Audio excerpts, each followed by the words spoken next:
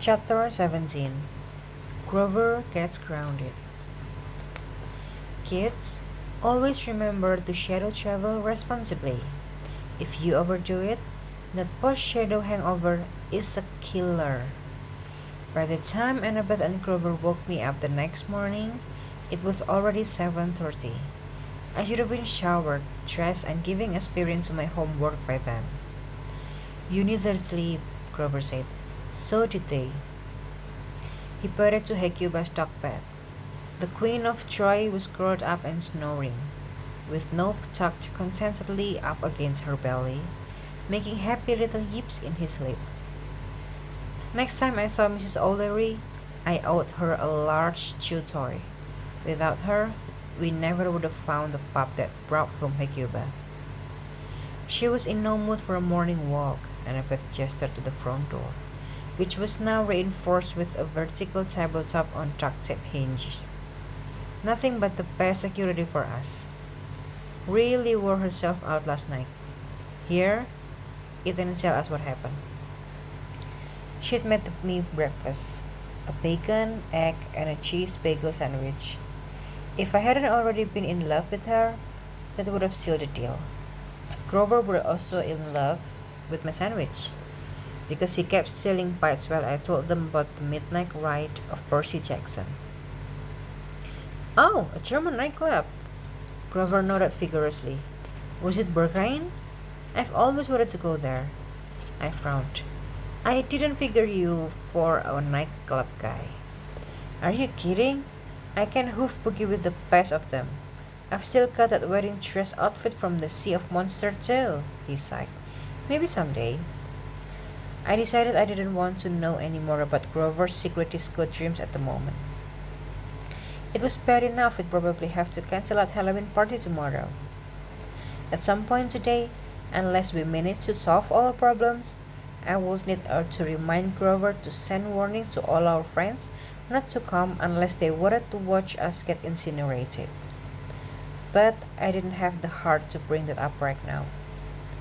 I don't suppose Gail turned up on her own? I asked. Annabeth shook her head. That's your job for today. You and Grover. My spirits lifted. You mean? Afraid so, she said. I have to go to school. Dave, Hannah, and I have a presentation I can't get out of. I already iris messaged your mom, and she's going to call AHS. You're taking a sick day. Awesome. To find a pocket. I'll take it. Well, good luck, she kissed me. I left some notes about Gail in the library. Then she turned to Grover. Keep an eye on him, okay, Mr. Protector? Grover gulped down the last of my bagel sandwich. Always. After Annabeth left, Grover and I got ready for our day. He cleaned up breakfast by eating everything that was left. I fed the eels, showered in an anti-gravity bathroom. Don't know how that went. Got dressed and headed to the library. The row of dangerous knowledge did not disappoint. It was shaped like a trident. 3 vast halls of floor-to-ceiling ebony bookshelves with the statue of Hecate at the intersection because, oh right, goddess of the crossroads. I see what she did there. Iron candelabras hung from the vaulted ceiling, illuminating the room with guttering torchlight. Flames and books seemed like a bad combo, but what did I know? At least Grover's strawberry rampage hadn't made it this far into the mansion. The books went on forever. Leather-bound spines, gilt titles, fancy silk bookmark ribbons. I kind of expected to find a guy in a smoking jacket sitting in an overstuffed chair and holding a pipe. But it was just me and the statue in the room. None of the books called out to me, tempting me with secret spells or forbidden wisdom. They probably saw it was just Percy Jackson and decided to save their breath.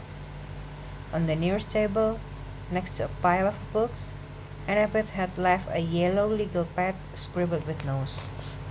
I'd never understood how Annabeth could be just as dyslexic as me and still have legible handwriting.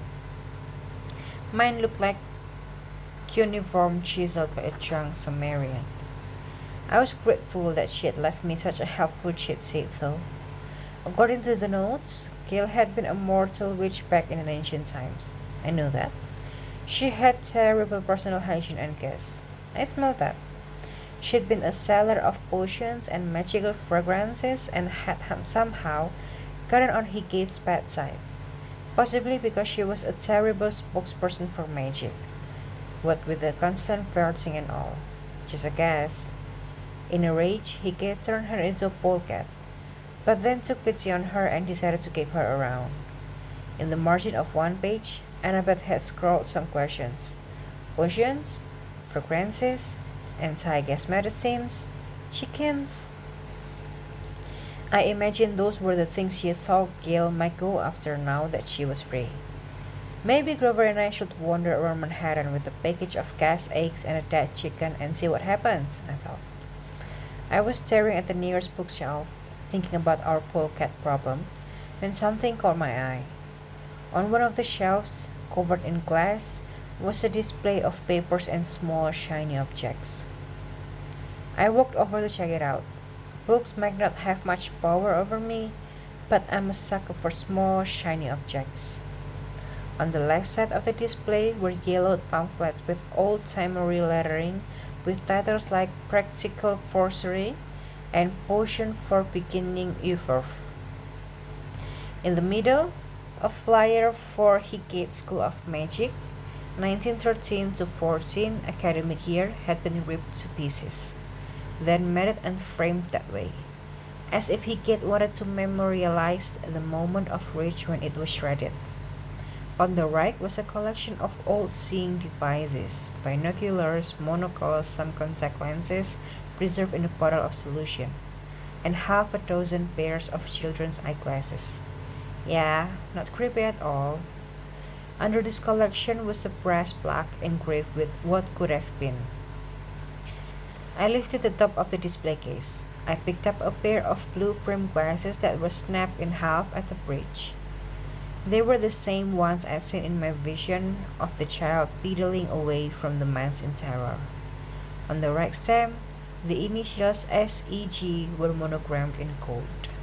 I felt like I had shadow traveled into a block of ice. I couldn't move. I couldn't breathe. SEG. I know those initials. Chiron had tried to warn me.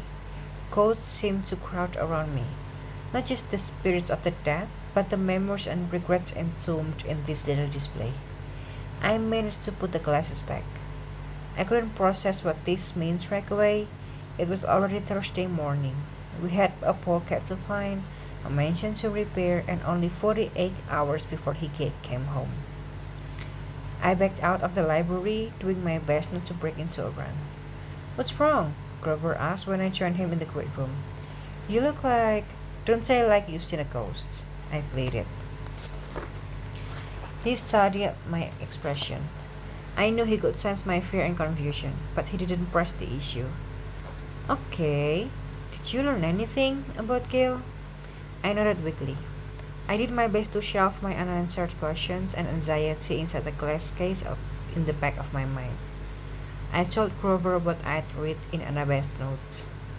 Grover scratched his goatee. "Fragrances or medicine for gas. We need to narrow things down or we'll never find her." I looked over at the sleeping hellhounds. I had a feeling they wouldn't be joining us in this particular hunt. I also wasn't too worried about Hecuba trying to escape again. If my experience with Mrs. O'Leary was any guide, Hecuba and Nope would be asleep all day. I just wish I could join them. "So we walk around the town with chicken carcasses then?" I asked. Grover looked troubled, like Annabeth's comment about being a protector was still replaying in his mind. "No, I have maybe not a better idea, but one that might work. Come on." He grabbed the house keys. "Where are we going?" I asked. "I need to ground myself, just for a few minutes." He led me across the street to Gramercy Park. I wasn't sure what Grover had in mind. Maybe he just needed a moment to focus his thoughts in a natural environment. Peaceful spots like that are tough to find in Manhattan. I didn't realize that when he'd said ground himself, it meant literally cover himself with the ground. He sat down in a flower bed and started to heap leaves and dirt over his legs. You good there, Jimin? He closed his eyes like he wanted to be at one with the park mulch. Yes, he muttered, trance-like. Preparing for squirrels. Need silence, please. I sat on the nearest bench and waited. If anyone walked past, I'd have a hard time explaining why my friend was digging himself a court. But we had to park to ourselves. The morning air was cool and crisp. The leaves were turning gold to red. Under other circumstances, I would have been happy to enjoy my sick day hanging out with my best friend. But last night's trip was still making my stomach churn. I felt like I'd registered some shadows along with a few lazy undergarments. My short visit to Higgett's library hadn't helped either. After a few minutes, Grover was almost completely buried up to the waist. I was getting worried. I wanted to say something like, "Can I get you anything? More leaves? More dirt?" Then the squirrels began to arrive. Three scrambled down the nearest tree trunk and hopped onto Grover's back. Another raced out of the bushes and leaped onto his shoulder. Two more tunneled through the leaves and scattered up Grover's legs. Within a minute, there were dozens, maybe hundreds. Honestly, I had no idea. I'd never had to count squirrels in number that high before. Grover's torso disappeared under a tidal wave of shielding fur and twitching bushy tails. Somewhere in the mix of brown and gray, I spotted one very large black rat, who quickly disappeared in the sea of its squirrely comrades. Grover? One of the squirrels turned and barked at me like, "Silence, human!" Apparently, the park's vegetation wanted in on the fun. The nearest tree roots started smacking toward Grover. Vines wrapped around his chest. Tree branches bent and swayed, trying to reach him. Grover's eye rolled back in his head. He started to shake. I couldn't take it anymore. Okay, that's enough, I decided. I marched over, ready to kick some squirrel posterior in my usual heroic fashion. But the party ended on its own. The squirrel broke formation and scattered in every direction. The rat was the last one to leave the singing satyr. It waddled off into the bushes with one last disapproving glance at me over its shoulder. "Grover?" I knelt next to him. The vines and branches retreated. I brushed away the dirt and leaves and was shocked to find that Grover had descended about half a foot into the ground, like the earth had been trying to swallow him. "Hey, buddy!" I shook his shoulder gently. His eyes fluttered open. "Oh, hi!" He blinked groggily. "I'm still here. Good." "Wait, what?" He sat up. "Nothing, just, wow, that was a lot. What just happened?" He wouldn't meet my eyes. "I told you, I got grounded. Tried to find Gale by connecting with, well, everything alive on Manhattan, except for humans. You all don't really count. No offense." "You can do that?" "I mean, yes." There was a lot of process here. Like, why had Grover never told me about this before? Why was he acting so cagey about it? Had he learned anything? But since I'm ADHD, the first question out of my mouth was, "What's the deal with the rat? You had like a million squirrels and one rat." "Oh, that's just Eustace," Grover said. "He's a top jet." "Let it go, Percy," I told myself. "So, are you okay?" I asked. That looked painful. "I'm fine," he was lying. You can't share an empathy link with somebody and not know when something is hurting them. I got some information. Turns out there are many polecats in Manhattan. Skunks, yes, but not polecats. When one is running around wild, the other animals tend to notice. The last time one was seen was Tuesday on Lafayette Street. I tried to picture where he was talking about. Like in Chinatown? I don't know how far downtown, he admitted, but Lafayette starts around Main Street, right? We could head down there. Just start walking south. It sounded like as good a plan as any. I also kind of appreciated the randomness of it. An Annabeth plan would have been more effective, more targeted, and more logical. But just start walking was the kind of thinking I could support. I helped him up. We went to check on the hellhounds and found them still sleeping. Leaving them alone wasn't optimal. But nothing about this week had been optimal. We put out fresh food, sold the eels with me back, and headed downtown. Sotnik was on our route, and I stopped and left a message with Annabeth's dorm advisors so when Annabeth got out of class, she'd have some idea of where we were going. We continued walking. Every now and then I glanced at Grover, who seemed even shakier than I'd felt after all of my shadow travel. A few times he stumbled, and once I caught his arm. Are you sure? I'm fine, he insisted. You won't have to crown yourself again when you get closer, will you? He laughed weakly. No, that would be no. I stopped, took him by the shoulder, and made him look me in the eye. Grover, what you're telling to me? Why haven't I ever seen you do that before, with the squirrels and everything? He hesitated. I got the feeling he was about to faint. Come. I sat him down on the nearest bench, which happened to be outside a bakery. It wasn't Papu's pastries, but the stuff inside smelled pretty good. Wait here a sec. I went in and bought a slice of strawberry cheesecake for Grover, plus a couple of iced teas. I figured food might help him get his energy back. As he nibbled his cake, I said, Okay, tell me. He shrugged listlessly. It's just crowning myself like that. It's pretty powerful magic. I can only do it because I'm a Cloven Elder. Grover was too modest.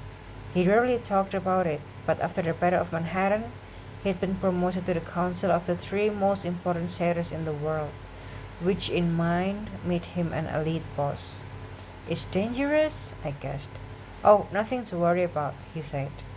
Not a big deal, it's just when I do that, when I connect with nature on that level, there's always a small chance, yes?